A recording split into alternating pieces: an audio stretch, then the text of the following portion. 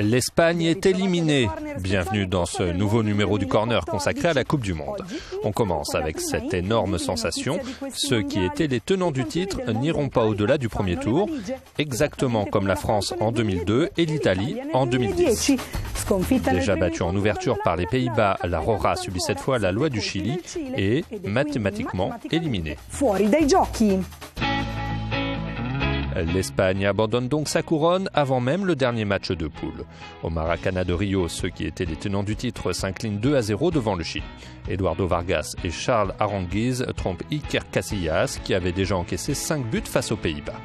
Les Néerlandais comme les Chiliens se qualifient pour les huitièmes de finale en enchaînant un deuxième succès.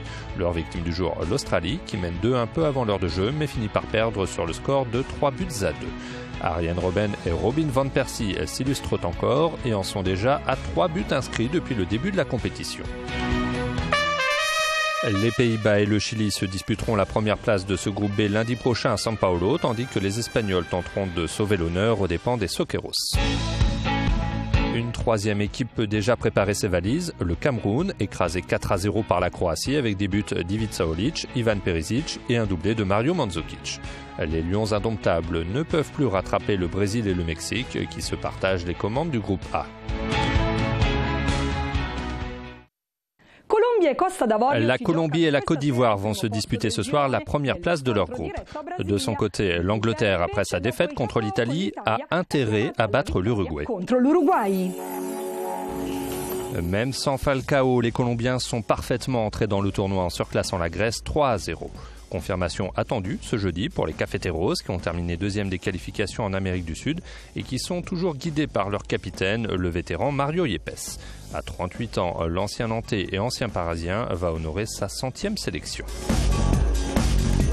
Côté ivoirien, on a aussi débuté la compétition par un succès, certes long à se dessiner. Les éléphants qui participent à leur troisième phase finale d'affilée espèrent enfin atteindre les huitièmes de finale. C'est la dernière occasion pour la génération dorée incarnée par Didier Drogba, auteur de 65 buts en sélection. Reste à savoir si Sabri Lamouchi va le titulariser ou le faire entrer en cours de jeu comme face au Japon.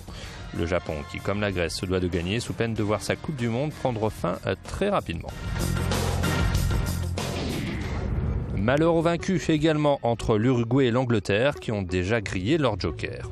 Pour ce duel décisif, les derniers vainqueurs de la Copa América sont privés de leur défenseur et capitaine Diego Lugano, touché à un genou.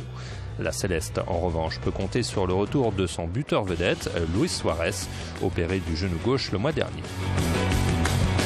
Les Anglais aussi attendent beaucoup de leur attaquant le plus capé, Wayne Rooney.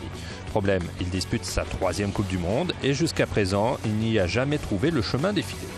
La presse anglaise demande d'ailleurs à Roy Hodgson, qui devrait récupérer Alex Oxlade-Chamberlain, de le laisser sur le banc. Les deux équipes ne se sont plus affrontées à ce niveau depuis 1966, quand l'Angleterre avait soulevé la coupe à domicile. De son côté, l'Italie peut assurer sa place dans le top 16 en cas de succès face au Costa Rica. C'est le moment que vous attendez tous, les pronostics de l'équipe sport d'Euronews. Ce n'est pas toujours facile de se mettre d'accord, mais à notre avis, les matchs du jour vont se terminer sur les scores suivants. 2-0 pour la Colombie contre la Côte d'Ivoire, 2-1 pour le Japon contre la Grèce et pour l'Angleterre contre l'Uruguay. Mais pour ne rien vous cacher, nous sommes très partagés sur l'issue de cette rencontre. Un tiers d'entre nous voyait le nul, un tiers la victoire de l'Uruguay et un tiers la victoire de l'Angleterre. Cela s'est joué à une voix près. Tous les fans de football aimeraient être au Brésil en ce moment, mais il y a des gens qui n'ont pas pu faire le voyage, faute d'argent, et d'autres qui n'auraient pas dû faire le déplacement, car ils risquent de ne pas pouvoir rentrer chez eux. Interpol avait lancé un mandat d'arrêt à l'encontre de José Diaz Barajas. Ce ressortissant mexicain recherché pour trafic de drogue a été arrêté à l'aéroport de Rio de Janeiro alors qu'il devait prendre l'avion pour Fortaleza afin d'assister à la rencontre du mondial entre la sélection aztèque et le pays organisateur. L'histoire ne dit pas si dans sa cellule, il a pu admirer à la télévision les prouesses de Memo Ochoa. The Corner, c'est fini pour aujourd'hui, mais rendez-vous dès demain et jusqu'au 13 juillet, date de la finale du mondial.